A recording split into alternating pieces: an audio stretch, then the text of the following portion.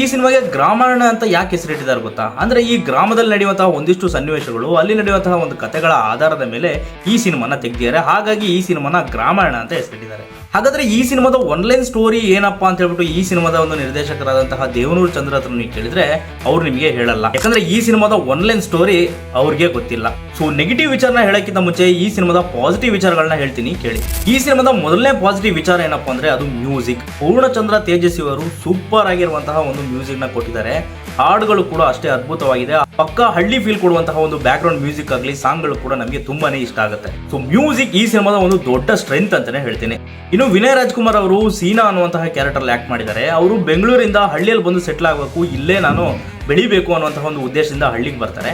So ಹಳ್ಳಿಯಲ್ಲಿ ನಡೆಯುವಂತಹ ಸಮಸ್ಯೆಗಳನ್ನ ಎದುರಿಸ್ಕೊಂಡು ನಾವು ಬೆಳೆದ್ರ ಇಲ್ಲೋ ಅನ್ನೋದೇ ಇದು ಒನ್ಲೈನ್ ಸ್ಟೋರಿ ಅಂತ ಇದು ನಾನು ಕಂಡುಹಿಡಿದಿರೋಂಥದ್ದು. ಸೊ ಈ ವಿಚಾರನ ಸಿನಿಮಾನ ನೋಡಿ ನಾನು ಕಂಡುಹಿಡಿದಿದ್ದು. ನೀವು ಈ ಸಿನಿಮಾನ ನೋಡೋದಕ್ಕೆ ಇದೆಲ್ಲೂ ಕೂಡ ನಿಮಗೆ ಕಾಣಿಸಲ್ಲ. ಯಾಕೆ ಈ ಮಾತನ್ನ ಹೇಳ್ತೀನಿ ಅಂದ್ರೆ ಈ ಸಿನಿಮಾದ ಡೈರೆಕ್ಟರ್ ಆದಂತಹ ದೇವನೂರು ಚಂದ್ರ ಅವರು ಒಂದು ಕಥೆನ ಹೇಳಕ್ ಹೋಗಿ 10 ಕಥೆಗಳನ್ನು ತೆಗೆದಿಟ್ಟು ಆ 10 ಕಥೆಗಳನ್ನು ಹೇಗೆ ಮುಗಿಸೋದಂತ ಗೊತ್ತಿಲ್ಲದೇನೆ ಕನ್ಫ್ಯೂಸ್ ಅಲ್ಲಿ ಈ ಸಿನಿಮಾದ ಒಂದು ಕ್ಲೈಮ್ಯಾಕ್ಸ್ ನ ಮುಗಿಸಿದಾರೆ ಅಂತ ನಾನು ಹೇಳ್ತೀನಿ. ಸೊ ಯಾಕೆ ಈ ರೀತಿ ಹೇಳ್ತೀನಿ ಅಂದ್ರೆ ಈ ಸಿನಿಮಾದಲ್ಲಿ ಎಲ್ಲೂ ಕೂಡ ನಿಮಗೆ ಕಥಾನಾಯಕನ ಒಂದು ಉದ್ದೇಶ ಏನು, ಒಂದು ಮೋಟೋ ಏನು ಅಂತ ಹೇಳ್ಬಿಟ್ಟು ನಿಮಗೆ ಕ್ಲೈಮ್ಯಾಕ್ಸ್ ವರೆಗೂ ಕೂಡ ನಿಮಗೆ ಗೊತ್ತಾಗಲ್ಲ. ಸೊ ಇದೆಲ್ಲ ಬಿಟ್ಟು ಆಕ್ಟರ್ಸ್ ಬಗ್ಗೆ ಮಾತಾಡೋದಾದ್ರೆ ನಮ್ಮ ವಿನಯ್ ರಾಜ್ಕುಮಾರ್ ಅವರು ಹಳ್ಳಿ ಹುಡುಗನ ಕ್ಯಾರೆಕ್ಟರ್ ಅಲ್ಲಿ ಪಕ್ಕಾ ಒಂದು ರಗಡ್ ಆಗಿ ತುಂಬಾ ಸೂಪರ್ ಆಗಿ ಆಕ್ಟ್ ಮಾಡಿದ್ದಾರೆ ಅಂತ ಹೇಳ್ತೀನಿ. ಸೊ ಇನ್ನು ಈ ಸಿನಿಮಾದ ವಿಲನ್ ಬಗ್ಗೆ ಮಾತಾಡೋದಾದ್ರೆ ಗೋಪಾಲ್ ಕೃಷ್ಣ ದೇಶಪಾಂಡೆ ಅವರು ತುಂಬಾ ಅದ್ಭುತವಾಗಿ ನ್ಯಾಚುರಲ್ ಆಗಿ ಆಕ್ಟ್ ಮಾಡಿದ್ದಾರೆ. ಸೊ ಇಂಥ ಒಂದು ಟ್ಯಾಲೆಂಟೆಡ್ ವ್ಯಕ್ತಿಗಳನ್ನ ನಮ್ಮ ಕನ್ನಡ ಇಂಡಸ್ಟ್ರಿ ಅವರು ಬೆಳೆಸಬೇಕು. ಒಂದು ವೇಳೆ ನೀವು ಬೆಳೆಸೋದು ಮಿಸ್ ಮಾಡಿದ್ರೆ ಈ ಆಂಧ್ರದವರು, ಈ ತಮಿಳ್ನಾಡವರು ಇವ್ರನ್ನ ಎತ್ತಾಕೊಂಡು ಹೋಗಿ ಬೆಳೆಸ್ತಾರೆ ಅಷ್ಟೇ. ಸೊ ನನಗಂತೂ ಅರ್ಥ ಆಗಿಲ್ಲ ಲೂಸ್ ಮಾದ ಯೋಗೇಶ್ ಅವರು ಯಾಕೆ ಈ ಕ್ಯಾರೆಕ್ಟರ್ನ ಒಪ್ಕೊಂಡ್ರು ಅಂತ ಹೇಳ್ಬಿಟ್ಟು. ಎಲ್ಲೂ ಕೂಡ ಈ ಸಿನಿಮಾದಲ್ಲಿ ಲೂಸ್ ಮಾದ ಯೋಗೇಶ್ ಅವರಿಗೆ ಒಂದು ವೆಯ್ಟೇಜ್ ಅನ್ನೋದೇ ಇರೋದಿಲ್ಲ. ಸೊ ಇನ್ನು ಮೇಘ ಶೆಟ್ಟಿ ಅವರ ವಿಚಾರಕ್ಕೆ ಬರೋದಾದ್ರೆ ಒಂದು ಅದ್ಭುತವಾದಂತಹ ಕ್ಯಾರೆಕ್ಟರ್ ಮೇಘ ಶೆಟ್ಟಿ ಅವರಿಗೆ. ಒಂದು ನ್ಯಾಚುರಲ್ ಆಕ್ಟಿಂಗ್ ನ ಒಂದು ಹಳ್ಳಿ ಹುಡುಗಿಯ ಕ್ಯಾರೆಕ್ಟರ್ನ ಮಾಡಿದ್ದಾರೆ ಮೇಘ ಶೆಟ್ಟಿ ಅವರು.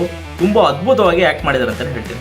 ಸೊ ಸರಿ ಹೋಗ್ಲಿ ಬಿಡಪ್ಪ, ಓವರ್ ಆಲ್ ಸಿನಿಮಾ ಹೇಗಿತ್ತು ಅಂತ ನೀವು ನನ್ನ ಹತ್ರ ಕೇಳಿದ್ರೆ, ಸೊ ಗ್ರಾಮಾಯಣ ಅನ್ನುವಂತಹ ಒಂದು ಹಳ್ಳಿ ಸಬ್ಜೆಕ್ಟ್ನ ತಗೊಂಡು ತುಂಬಾನೇ ಒಂದು ಸೆನ್ಸಿಟಿವ್ ವಿಚಾರಗಳನ್ನ ಮಾತಾಡಿರ್ತಾರೆ ಅನ್ನುವಂತಹ ಓದಂತಹ ನನಗೆ ತುಂಬಾ ಡಿಸಪಾಯಿಂಟ್ ಅಂತಾನೆ ಹೇಳ್ತೀನಿ. ಸೊ ಒಂದು ಆಕ್ಷನ್, ಒಂದು ಹಳ್ಳಿ ಸಬ್ಜೆಕ್ಟ್ ಹೊಂದಿರುವಂತಹ ಒಂದು ಒಳ್ಳೆ ಮ್ಯೂಸಿಕ್, ಹಾಗೆ ನಮ್ಮ ವಿನಯ್ ರಾಜ್ಕುಮಾರ್ ನಡೆಸಿರುವಂತಹ ಒಂದು ಹಳ್ಳಿ ಹುಡುಗನ ರಗಡ್ ಕ್ಯಾರೆಕ್ಟರ್, ಹಾಗೆ ಈ ಸಿನಿಮಾದ ವಿಲನ್ ಆದಂತಹ ಗೋಪಾಲ್ ಕೃಷ್ಣ ದೇಶಪಾಂಡೆ ಅವರ ಒಂದು ಅದ್ಭುತ ಆಕ್ಟಿಂಗ್, ಹಾಗೆ ಮೇಘ ಶೆಟ್ಟಿ ಅವರ ಒಂದು ನ್ಯಾಚುರಲ್ ವಿಲೇಜ್ ಕ್ಯಾರೆಕ್ಟರ್ನ ನೀವು ನೋಡಬೇಕು ಅಂತ ಇಷ್ಟಪಟ್ಟರೆ ಈ ಸಿನಿಮಾನ ನೀವು ಒನ್ ಟೈಮ್ ವಾಚ್ ಮಾಡಬಹುದು ಅಂತ ಹೇಳ್ತಾ ವಿಡಿಯೋ ಮುಗಿಸ್ತೀನಿ. ಟಾಟಾ ಕೇರ್, ಬಾಯ್. ಪಟ್ಟಿ ಬಿಟ್ಟು ಮಾತಾಡೋ, ಒಳ್ಳೇದಲ್ಲ ಇದು.